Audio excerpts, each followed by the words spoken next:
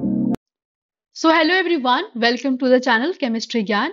और आज के इस वीडियो में हम लोग पढ़ेंगे परसेंटेज कॉम्पोजिशन के बारे में। तो हमने आपको बताया था कि अगर मैं आपको कोई भी सब्सटेंस दे दूं, ठीक है, और बोलूं कि ये तुम प्रिपेयर करो, तो आप हमसे सबसे पहले पूछो कि ये आपने कौन सा सब्सटेंस दिया, इसका फॉर्मूला क्या होगा, इसमें क्या क्या कॉन्स्टिट्यूएंट पार्टिकल प्रेजेंट होंगे, किन रेशियो में प्रेजेंट होंगे कंपाउंड। तो ये सब जो मैं आपको इन्फॉर्मेशन दूंगी तभी आप बता पाओगे, प्रिपेयर कर पाओगे कुछ। मान लो कि कोई भी आपको नोन कंपाउंड दिया गया है, ठीक है, और मैंने बोला कि उसके आपको जो है इंफॉर्मेशन जो है वो चेक करना है कि क्या वो सैंपल जो है वो जो प्योर सैंपल है, मान लो प्योर सैंपल में जितने परसेंटेज में होना चाहिए, क्या मैंने आपको वो सैंपल दिया है उसमें भी वैसे ही सेम परसेंटेज में कंपाउंड्स या सब्सटेंसेस प्रेजेंट हैं या नहीं। तो ये आप, जैसे कि मैं आपको एक एग्जांपल दूं गोल्ड का, तो आप जानते हो कि गोल्ड में एक प्योर गोल्ड होता है, तो आप उसको वो आप आराम से आप उसको वायर में ड्रॉ कर सकते हो। लेकिन आप ज्वेलरी देखो तो वो हार्ड होता है, उसमें हम लोग कॉपर मिलाते हैं और भी अलग एलॉयज मिलाते हैं उसकी हार्डनेस को बढ़ाने के लिए, ठीक है। तो आपको कैसे पता चलेगा कि वो मान लो मैं आपको गोल्ड के प्योरिटी चेक करने के लिए मैंने आपको बोल दिया, तो या मैंने बोला कि ये 18 कैरेट का गोल्ड है, ये 22 कैरेट का गोल्ड है, इस तरह से। तो आपको जब पता रहेगा कि 22 कैरेट में इतने परसेंटेज ऑफ ये एलॉय होते हैं, और जो मैंने आपको सैंपल दिया है डिटरमाइन करने के लिए, तो तभी तो आप पता कर पाओगे ना। जब आपको पता रहेगा कि हाँ, ये कंपाउंड इतने कॉम्पोजिशन में प्रेजेंट है, आप उस प्योर वाले से कंपेयर करके बता पाओगे कि हाँ, ये प्योर सैंपल, ये इसमें प्योरिटी है कि नहीं, इतने परसेंटेज में सैंपल है, इतने परसेंटेज में सब्सटेंसेस है कि नहीं। तो इसीलिए हम लोग परसेंटेज कॉम्पोजिशन को समझते हैं, ठीक है। तो किसी भी सब्सटेंसेस की प्योरिटी चेक करने के लिए, उसको एनालाइज करने के लिए हम लोग ये जो है परसेंटेज कॉम्पोजिशन का जो है टर्म इंट्रोड्यूस कर रहे हैं। तो इसको समझने के लिए हम ना एक एग्जांपल लेते हैं वाटर का। वाटर में होता है हमारे पास हाइड्रोजन और ऑक्सीजन।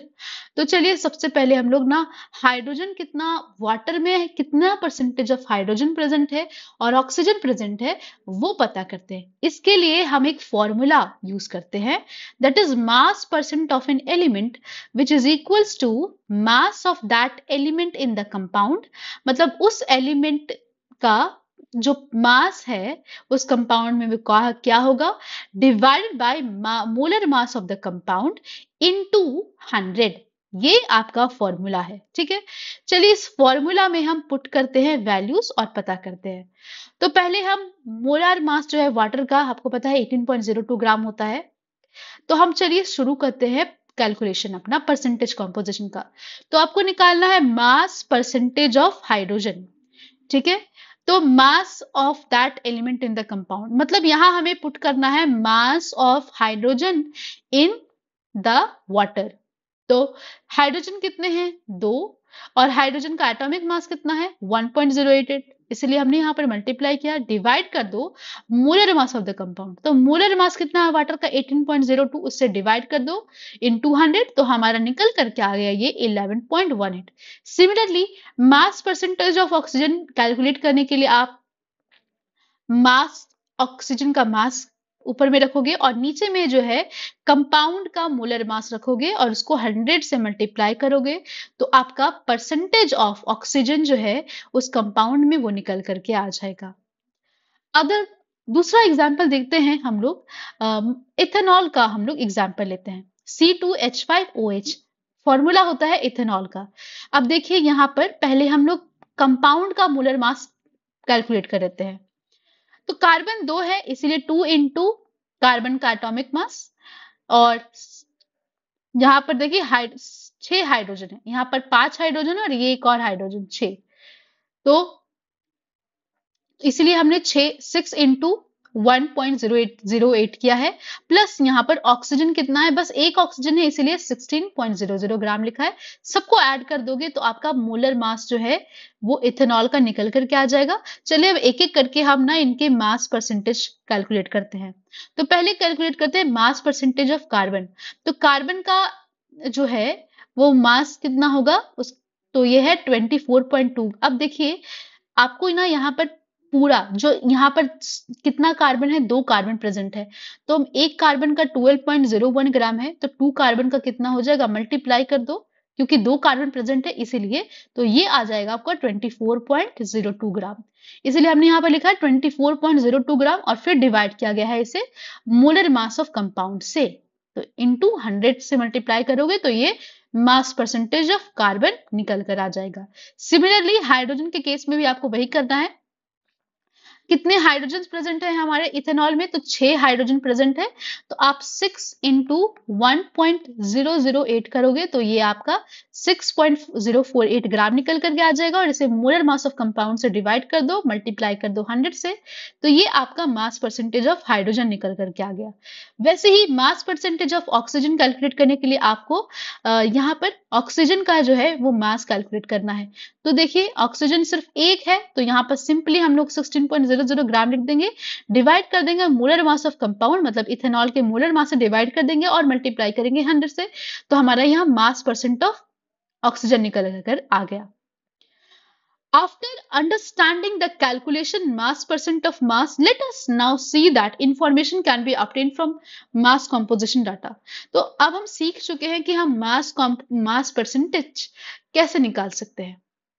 अब हम लोग जो है वो नेक्स्ट टॉपिक देखते हैं जो कि है empirical formula for molecular formula. Okay, तो an empirical formula represent the simplest whole number ratio of various atoms present in a compound, whereas molecular formula shows the exact number of different types of atoms present in a molecule of a compound। देखिए यहाँ पर इस बात को simple मैं आपको समझाऊं, empirical formula मतलब क्या होता है, जो सिंपलेस्ट होल नंबर रेशियो है वो बताता है, लेकिन मॉलिक्यूलर फॉर्मूला हमें एग्जैक्ट नंबर बताता है, उस कंपाउंड में जो भी एलिमेंट प्रेजेंट होंगे उनके एग्जैक्ट नंबर को बताता है, लेकिन इंपेरिकल फॉर्मूला सिर्फ हमारा रेशियो बताता है, सिंपलेस्ट रेशियो। जैसे कि मैं आपको एग्जांपल ले लूं C6H12O6, ठीक है, तो मैंने यहाँ C6H12O6 का एग्जाम्पल लिया है, तो आप देखो यहाँ पर मैं अगर इसका ये क्या हो गया हमारा ये मॉलिक्यूलर फॉर्मूला है, लेकिन मैं इसका इंपेरिकल फॉर्मूला लिखूं तो मैं लिखूंगी CH2O, बस ये हमारा सिंपलेस्ट रेशियो फॉर्म में लिखा है, इसीलिए ये हमारा इंपेरिकल फॉर्मूला है और ये हमारा मॉलिक्यूलर फॉर्मूला है सेम कंपाउंड का। समझ गए, सिंपलेस्ट रेशियो में इनका सिंपलेस्ट रेशियो लिखा तो 1:2:1 में होगा, और इसका सिंपल मोलिकुलर मास में हमें पता चल रहा है कि एग्जैक्ट यहाँ 6 कार्बन है, 12 कार्बन है और 6 ऑक्सीजन है, लेकिन क्या इसमें आपको देखकर पता चल रहा है कि एग्जैक्ट नंबर ऑफ मॉलिक्यूल्स को आपका यहाँ पर इंपेरिकल फॉर्मूला में आप नहीं बता सकते, ये सिर्फ आपको सिंपलेस्ट रेशियो बताता है। ठीक है, तो ये तो बात हो गई इंपेरिकल फॉर्मूला और मोलिकुलर फॉर्मूला में के बारे में। If the mass percent of various element present in compounds is known, its empirical formula can be determined. Molecular formula can be obtained if the molar mass of is known. The following example illustrate, तो इस statement को चलिए हम example के through समझते हैं, इस problem के through. A compound contains 4.07% of hydrogen, 24.27% of carbon and 71.65% chlorine. Its molar mass is 98.96 gram, where what are its empirical and molecular formulas। देखिए आपको परसेंटेज बता दिए गए हैं, ठीक है, अब आपको पता करना है कि ये जो कंपाउंड बनेगा उसका आपको मोलर मास भी कंपाउंड का बता दिया गया है, बस आपको इसका इंपेरिकल फॉर्मूला और मॉलिक्यूलर फॉर्मूला बताना है। तो चलिए इसको देखते हैं स्टेप बाय स्टेप। पहला आपका स्टेप है कि आप पहले स्टेप में कन्वर्जन करो मास परसेंट का ग्राम में। ठीक है, तो आप मान के चलो कि हमारे पास 100 ग्राम है वो कंपाउंड का, जो हमारे पास सैंपल है वो कितना है 100 ग्राम, तो ऑटोमेटिकली ये कितना हो जाएगा 4.07 ग्राम, ये हो जाएगा हमारा 24.27 ग्राम और ये हो जाएगा हमारा 71.65 ग्राम क्लोरीन। ठीक है, हमने कन्वर्ट कर लिया मास को ग्राम में। अब नेक्स्ट स्टेप क्या है, कन्वर्ट करो नंबर ऑफ मोल्स में। हर एलिमेंट को आप नंबर्स ऑफ मोल्स में कन्वर्ट करो। इसके लिए क्या करना पड़ेगा, divide the masses obtained above by respective atomic masses of various element and this gives the number of moles of the constituent element compound। तो मोल्स ऑफ हाइड्रोजन निकालने के लिए उनके मासेस से जो है आप डिवाइड कर दो, तो वहां पर मोल्स निकल करके आ जाएंगे। ठीक है, जैसे कि गिवन मास कितना था 4.07 ग्राम, डिवाइड कर दो हाइड्रोजन के एटॉमिक मास से, तो ये आपका मोल्स ऑफ हाइड्रोजन निकल करके आ गया। मोल्स ऑफ कार्बन निकालने के लिए जो गिवन मास था हमारा क्वेश्चन में कार्बन का, वो रखो और नीचे में आप कार्बन के एटॉमिक मास से डिवाइड कर दो, तो आपको मोल्स ऑफ कार्बन निकल करके आ गया। मोल्स ऑफ क्लोरीन के केस में जो गिवन मास है उसको यहां पर लिखो और डिवाइड कर दो जो क्लोरीन का एटॉमिक मास होता है उससे, तो मोल्स ऑफ क्लोरीन हमारा निकल करके आ गया। अब आते हैं स्टेप 3 में। स्टेप 3 में क्या है कि डिवाइड करो हर एक। स्टेप 3 में आपको क्या करना है कि divide each of the mole values obtained above by the smallest number among them. तो आपका जो वैल्यू यहां पर निकल करके आया है, कितना निकल करके आया है 2.04, सॉरी 4.04, 2.021, 2.021। तो आप इसको जो है सबसे स्मॉलेस्ट नंबर से एक नंबर से आप डिवाइड कर दो। तो चलिए यहां पर जैसे कि बोला गया है कि आप इस नंबर को 2.021 जो है स्मॉलेस्ट वैल्यू है, तो इसी से डिवाइड करो। आप इससे डिवाइड करोगे 2.021 से, तो ये आपका आ जाएगा 2.02 करके। ठीक है, टू, ठीक है, और इसको आप 2.021 से डिवाइड करोगे तो यह आपका आ जाएगा 1। इसको 2.021 से डिवाइड करोगे तो ये भी आपका 1 निकल कर आ जाएगा। ओके,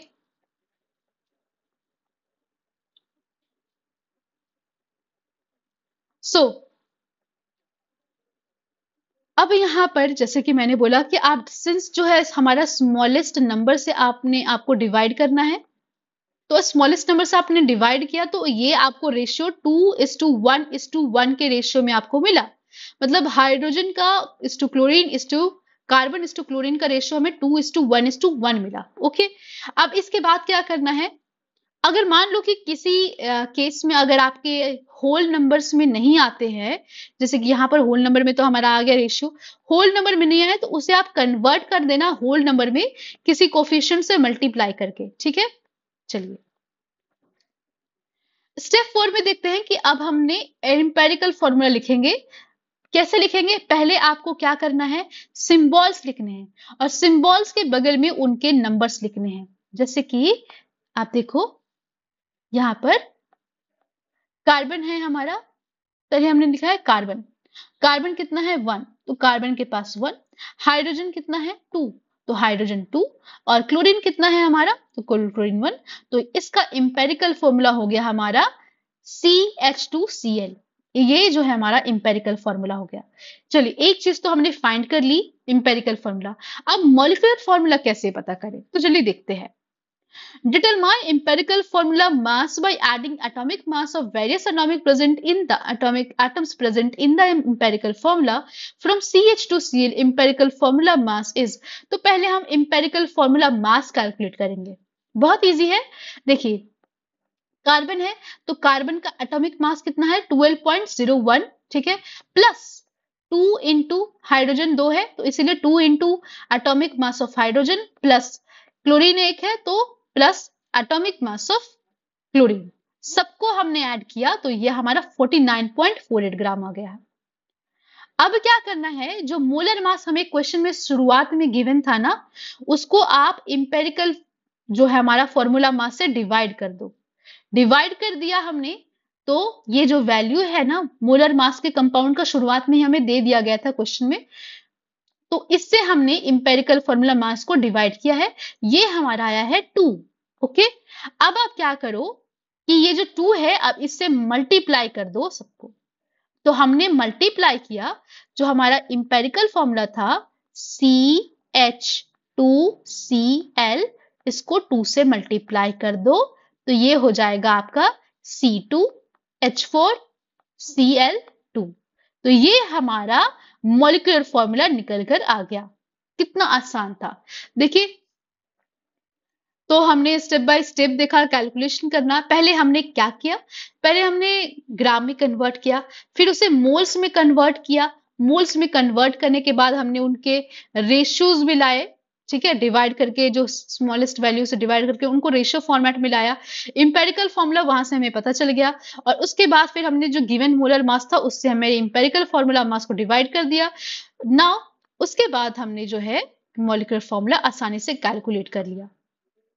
आप यूज टू हो जाओगे इन सब चीजों को। इस तरह की कैलकुलेशंस हम लोग आगे भी करेंगे, सॉल्व करेंगे questions.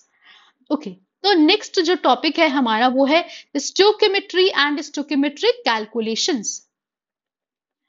The word stoichiometry is derived from two Greek words. जो stoichiometry वर्ड है वो दो ग्रीक वर्ड से डिराइव किया गया है। स्टिकियो मीनिंग एलिमेंट, स्टिकियन का मतलब होता है एलिमेंट, और मेट्रोन मतलब होता है measure. Stoichiometry thus deals with the calculation of masses, sometimes volume also, of the reactant and product involved in a chemical reaction.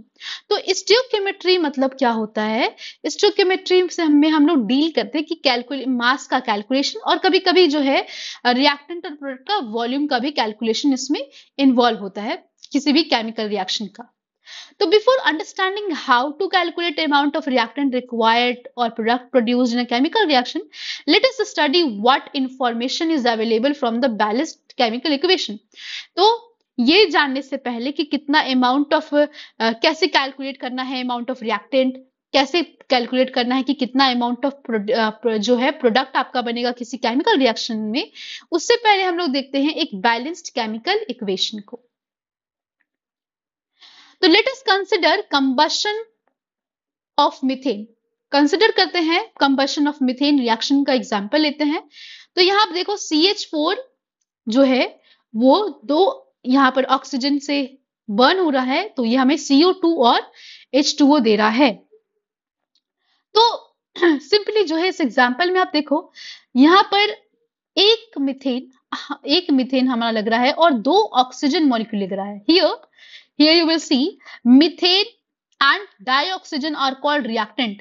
ये मीथेन है ना आपका, ये मीथेन और ऑक्सीजन आपका क्या होंगे, रिएक्टेंट, और ये जो कार्बन डाइऑक्साइड और वाटर देख रहे हो ये आपके क्या कहेंगे, प्रोडक्ट।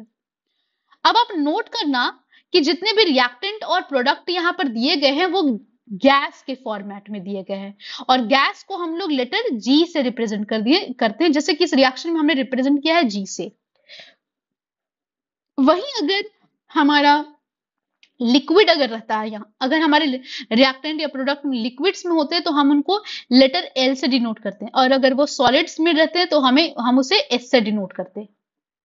अब आप देखना यहाँ पर इस रिएक्शन में कि ऑक्सीजन के पहले जो है वो 2 कोफिशिएंट है और हाइड्रोजन के पहले 1, तो ये क्या कहते हैं, हमारे कहलाते हैं स्टोइकियोमेट्रिक कोफिशिएंट। यहाँ पर आप देखो ध्यान से देखो, ऑक्सीजन के पहले ये जो 2 कोफिशिएंट है, और ये हाँ हाइड्रोजन वाटर मॉलिक्यूल के पहले भी हमारा जो है 2 कोफिशिएंट है।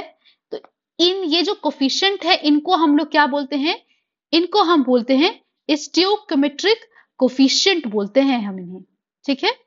Similarly coefficient for CH4 and CO2 is 1 in each case. आप देखो CH4 के पहले कोई नंबर है नहीं, तो यहाँ पर 1 मांग लेंगे इनका कोफिशिएंट, और CO2 का भी कोफिशिएंट क्या है, 1, ठीक है।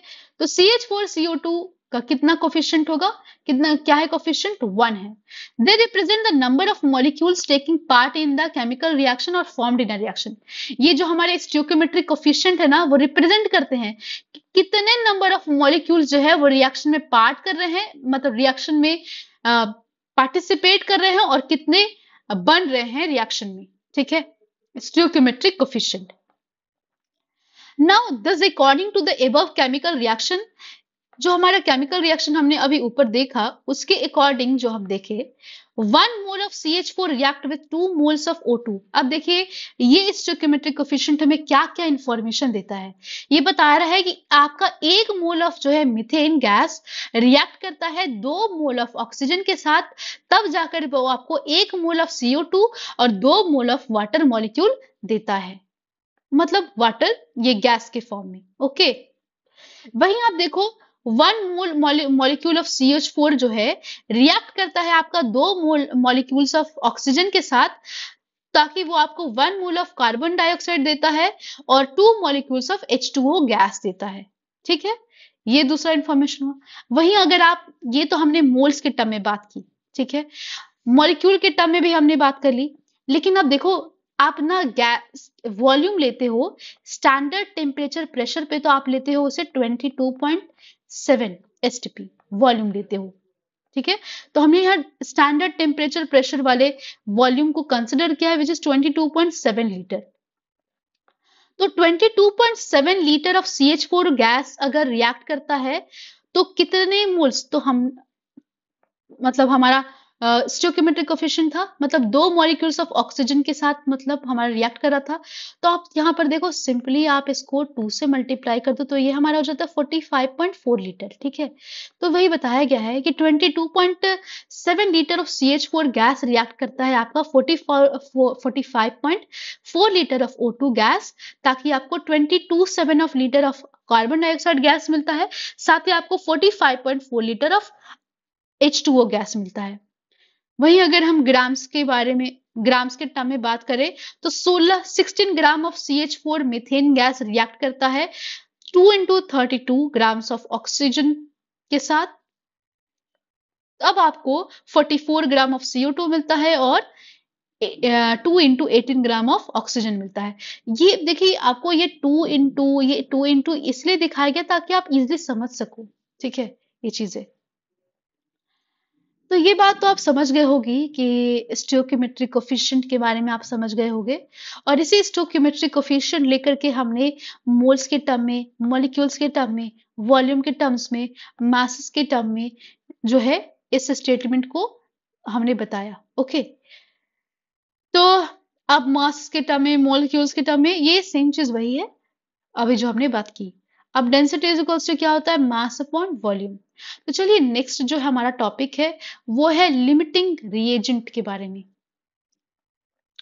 Many a time reactions are carried out with the atoms of reactant that are different than the atoms are required by a balanced chemical reactions। बहुत बार आप देखते हो, आप रिएक्शन जब आप रिएक्शन करवाते हो तो जितना रिएक्टेंट, जितना अमाउंट ऑफ रिएक्टेंट प्रेजेंट होता है वो अलग होता है। मतलब जितना भी अमाउंट हमें चाहिए बैलेंस केमिकल रिएक्शन में, उससे कम, अगर उससे अगर अलग होता है तो उस सारे सिचुएशन में क्या करते हैं, मतलब सिंपल अगर आप देखो कि आपको चाहिए यहाँ पर 40 ग्राम रिएक्टेंट, लेकिन आपके पास सिर्फ 20 ग्राम रिएक्टेंट है, तो उस रिएक्शन को आप कैसे करवाओगे। तो ऐसे ही सिचुएशंस के लिए जो है, in such situation one reactant is in more amount than the amount required by balanced chemical reactions, the reactant which is present in the least amount gets consumed after some time. After that, the further the reaction does not take place whatever be the amount of other reactant। तो देखिए, इसको मैं ना आपको एक example से समझाती हूँ, बहुत सिंपल से एग्जाम्पल से। मान लो कि 2 रिएक्टेंट है A और B।